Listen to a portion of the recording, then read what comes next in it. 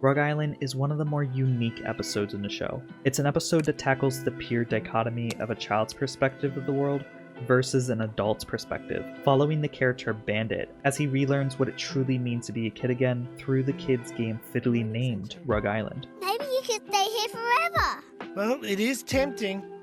Life's so simple here. It's like the outside world doesn't exist. In its essence, it's all about recapturing a sense of wonder you lost while growing up, and showcases it in a way that never fails to make me and many others emotional.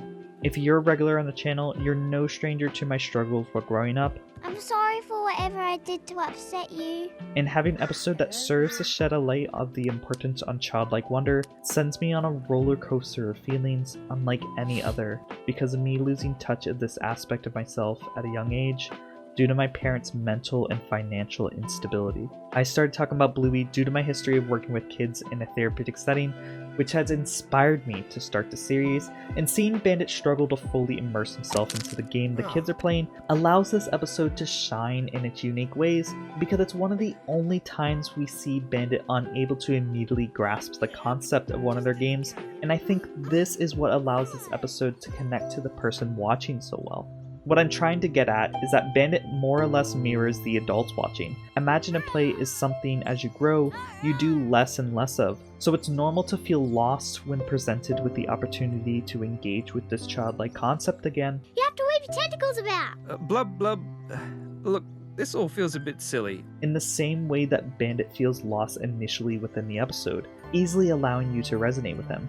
But what's amazing with it is that this episode also shows how it's possible to regain the sense of yourself Snake! Get it off me! that has seemingly been lost alongside Bandit, as he learns what it's like to be a kid again, and along the way stirs up the same long since disconnected feeling for me every time I watch, as it beautifully culminates in the end. But before we get into the markers and eggs of the video, A white chocolate egg! don't forget to like, comment, subscribe. You have no idea how much helps me out to get these videos out to more fans like you. And let's wash right up onto Rug Island. Dad, can you play with us? Sorry, kiddo, I've got to get to work. Please, can you play with us? I can't, mate. I'll see you later. Bluey, it's a grown-up. Oh, man. I must have fallen off my ship. Grown-ups don't belong on Rug Island. Oh, please. I just want to get back to my ship. Well, you can stay with us until your ship comes back. Maybe you could stay here forever. Really? You'd be okay with that? Yeah. Well, it is tempting. Life's so simple here. It's like the outside world doesn't exist.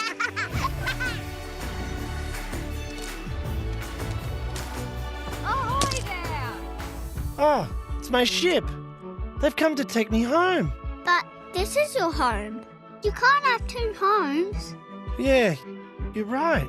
What am I going to do? You should go. Are you sure? Yes, it's okay. I'm just glad you came to Rug Island.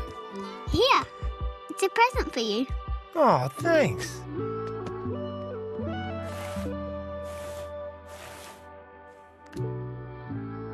I'm going to miss you. What did she give you? Everything.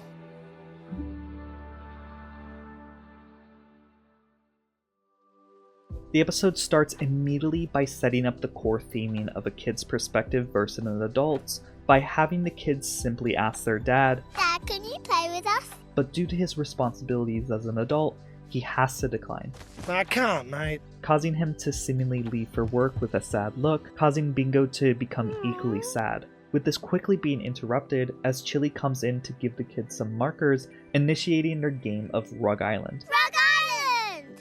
Huh? Rug Island is an elaborate desert island the kids make up that is ruled by one thing and one thing only: childlike imagination, with the entire island's resources being these markers Chili gave them in the beginning, but it's up to the person playing to use their imagination to make these markers into the resources they need. I caught some fish! Ooh, nice shelter, Bingo. Thanks. Accompanying the island is the music of the ever-talented Joff Bush, which really sets the tone of the entire episode with unique vocalizations that we don't hear often in the show's tracks, with this singing being provided by a local school choir in Brisbane, Australia. Thanks to Red Healer for telling me that fun fact. But it's this combined with its somber and calming notes that really gives it an air that I can't quite put into words, but it never fails to make me want to tear up when listening to it. And eventually we see Bandit wash up on shore as the kids proclaim him as a grown-up, in that he doesn't belong here. It's a grown-up. And well, for the most part, the kids are right. Ow! Because as Bandit tries to play, he has problems with pretty much everything he encounters, due to how he views the games through the lens of a grown-up. Yeah, too easy. Fruit. That's a snake. Get off me! As I said before, it's not uncommon to see adults struggle with imaginative play, or even envision it in the same way a child does. Even their neighbor Pat later in the episode see the markers only on surface level. Hey Bandit, what's with all the pens? It's a skill that we often lose because it's not something we actively do in the adult world, and we rely on it less and less as we develop new mature ways to handle our emotions and the information being presented to us. One could say that the creation of Rug Island in the beginning could have been a way for the kids to vent their frustrations about their dad having to leave for work, hence the whole no grown-up mentality that they have, since imaginative play is often used by children to express their emotions. It's bad news, I'm afraid. The little budgie died. Mum, you have to pretend it's bad news. That the budgie's dead. Oh, are you sure? Which I cover heavily in some of my other videos, but what's important for the topic of this video is that it's a skill that is able to resurface, which is shown through Bandit as he slowly starts to see things from the kid's perspective. Carrot. Yeah! You got it!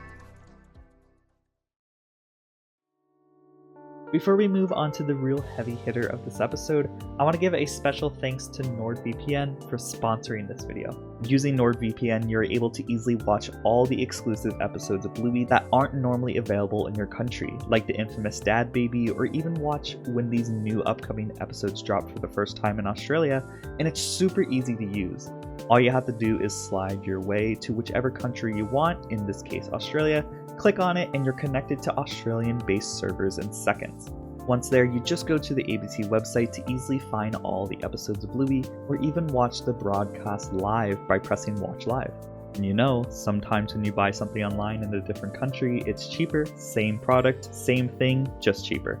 Not only is it the fastest VPN in the market, you'll also be able to enjoy the use of NordVPN's multiple safety features anywhere you go that helps you stay safe from malware, dark web monitoring, trackers, and even ads. And by using my special link here or in the comments or description, you can get a huge discount that allows you to get a 2-year plan plus 4 extra months for free, starting at $2.91 per month, as well as up to a 20GB eSIM plan with Nord's new product Symbolic. And as we shift our way back over to the episode, a big thing I want to talk about is how much I love this episode simply for how it portrays Bandit here. If the writers wanted to, they could have had Bandit perfectly integrate into Rug Island, just like every other episode before it.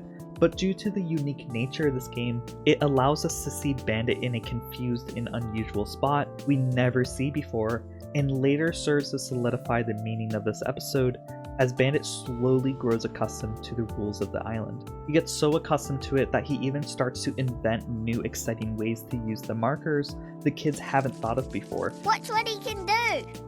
Whoosh. Fire! Showing how at this point, Bandit is pretty much on the same level as the kids now, with even Bluey believing this aspect as she finally lowers her guard, and everything seems to harmonize enough to have Bingo invite Bandit to live there forever. Maybe you could stay here forever.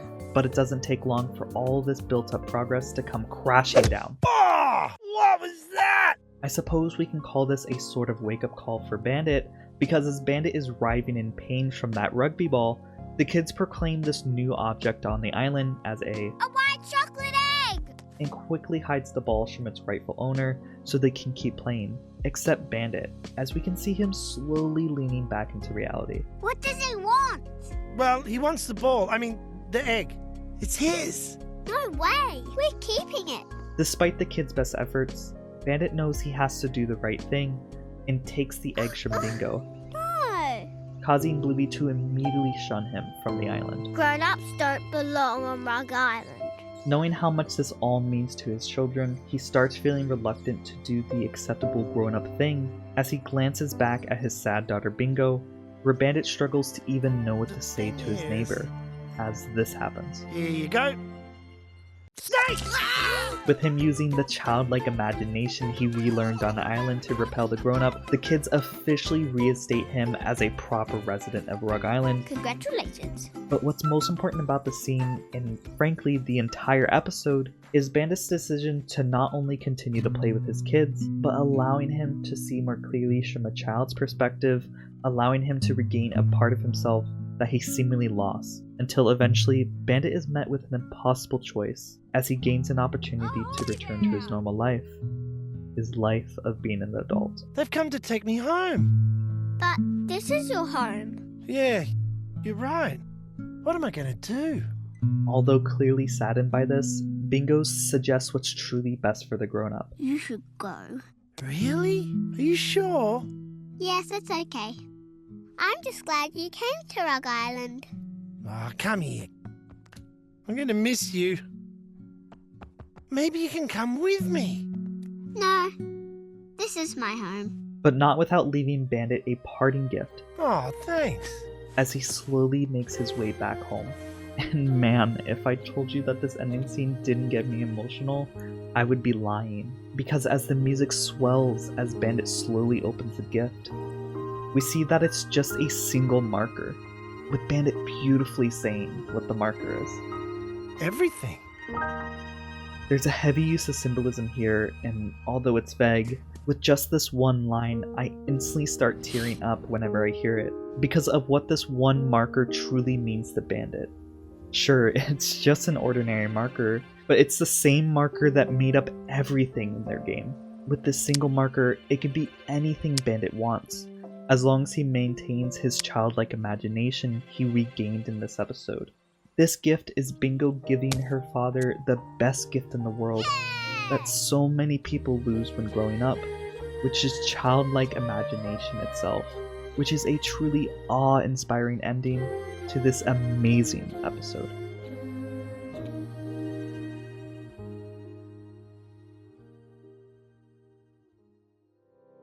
Now we're finally at the exciting part of the video where we get to discuss all the Easter eggs and references within this episode, so let's get right into it. The reoccurring long dog Easter egg for this episode was told to me by the Twitter user Dalmatian, where its location can be found in 2 different parts of the episode. The first time you can see it is in the background here above this playroom cabinet when the group is yelling at Pat, as well as the ending shot when Bandit opens his special gift. This next one is about the music used in the episode, which is when the group is giving Bandit the flower crown. You can hear the classical musical piece in the background that is often used during graduations, which is fairly fitting for this particular moment.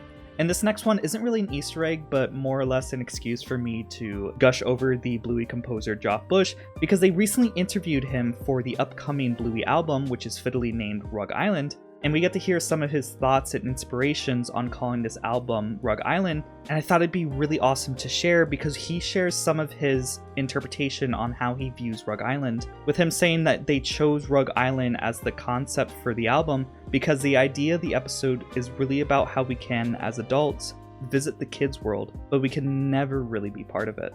With him going on to say that the concept behind the album is that Rug Island is a place of children's imaginations. Another quote I'm going to share that's in the interview, but I really encourage you guys to go check it out yourself, which will of course be in the comments and description of this video, is that he says, "Rug Island is a place where children play and adults embrace their inner child. The album plays out like these little journeys into the world of the kids' imagination and their games and what they play." Which is just extremely beautifully said by Joff Bush, and I'm really excited for this album, and I hope you buddies are excited as I am. This next one is a cool callback to the episode Barbecue, which is when they're all huddled over the campfire eating their food. Bingo mentions this line. Don't forget the salads.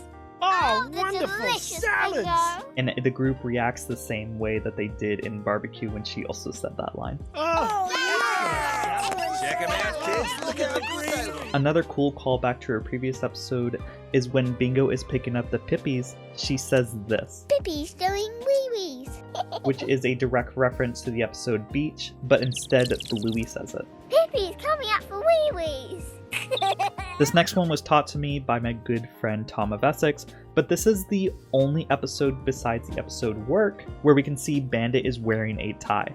And this next one is seen at the very beginning of the episode where Bandit is putting his laptop into his bag, where instead of an apple symbol, it has a little paw print on there, which is a very cute detail. And this final one was told to me by the Twitter user Tori, where they got some insider knowledge from the Twitter user Good Boy Town, which is one of the Bluey artists, aka Jasmine Moody, where she shared a little bit of information. And the information that she shared is something that's actually kind of debated within the Bluey community, so it's kind of cool to get this confirmation, but I know some people aren't going to fully care about this information. But a big thing a lot of people say is, how did Bandit have time to even play with the kids since he was going to work? But Jasmine confirmed that Rug Island happened before Bandit went to work. It starts from very early morning, like 5 or 6 to 7 or 8 a.m. That's all the Easter eggs and references that I could find, but if you buddies know of any that I did not share, please share it for us all to see down below in the comments. Rug Island is one of the more special episodes close to my heart. I feel like there's so much I want to say about this episode that races through my mind every time I think about it, but it feels like whatever I say / write pales into comparison to what this episode truly makes me feel. So I hope by the end here, I was able to give this episode the justice it deserves, and perhaps you buddies can share how this episode makes you feel personally. You buddies are always sharing your own incredible take for each episode I cover, so I'm really looking forward to reading the comments on this video. And please join me next time as we analyze everything Bluey. I'm currently wrestling with a couple different video ideas in my head, like a possible character analysis on Judo, as well as a deep dive on the episode Flat Pack, so don't forget to hit subscribe so you don't miss it or any new video I make. At this point, I just want to share the amazing fan art that I recently got by the ever-talented artists in the community. All of their handles will be on the bottom left as in tradition, and the first one is from Reese's. And you already know just by looking at how much I'm going to love this art piece, because it features me and Jack, and of course I'm a big Jack fan, with us hanging out and doing a bit of cloud gazing. And I just have to say I absolutely adore this person's art style, because every time they draw, they make everything look like a cute little bean. I just cannot stress enough. Every time they draw and it pops up on my Twitter feed, it always makes me smile because of how cute it is. And this next one is by McDouble. Now McDouble, I don't know if this was fully intentional or not, but they drew it where I have disconnected limbs, and that kind of makes me think of Rayman Legend, and I am a big fan of that particular style, so I thought this was very cute, as well as how they drew me having a nice little wave and a fun little grin. It's just a fun little cute piece. Thank you so much for making that for me. And this next one is by the artist Silly Pants, and yo, they absolutely killed it with this piece. The diabolical grin and pose that they have on the character here is so freaking good, and I cannot stress enough the awesome approach that they did for this art piece, because this angle is just so awesome. It gives so much character to this particular art piece, especially because this angle gives a awesome energy to the piece. I'm not sure how to fully put into words, but the piece altogether is just so amazing. I love it a lot, and I love at the top it says cool guy down below. That's very fun. And this final one is by the Twitter user Megan. Now they did a really cool approach for this art piece, because they did kind of like a neon effect where the outlining of the actual character and wave here has this really nice red outline with a white stroke around it, which gives a nice contrast to the background. So they did a really good job having a good complement to the background there, and of course having a really nice wave and smile there. Just makes me really happy looking at it. Thank you very much to all the amazing artists who sent me your fan art. There's nothing that makes me happier to know that you buddies took time out of your day to make something special for me, and you guys always knock it out of the park. You always do an awesome job with your art. It's just an extreme honor. I just cannot thank you enough. And if you'd also like to send me your fan art, please send me a DM on my Twitter here. And of course, a special thank you for everyone who supports me on the daily, especially the members who support me as little as $5 a month.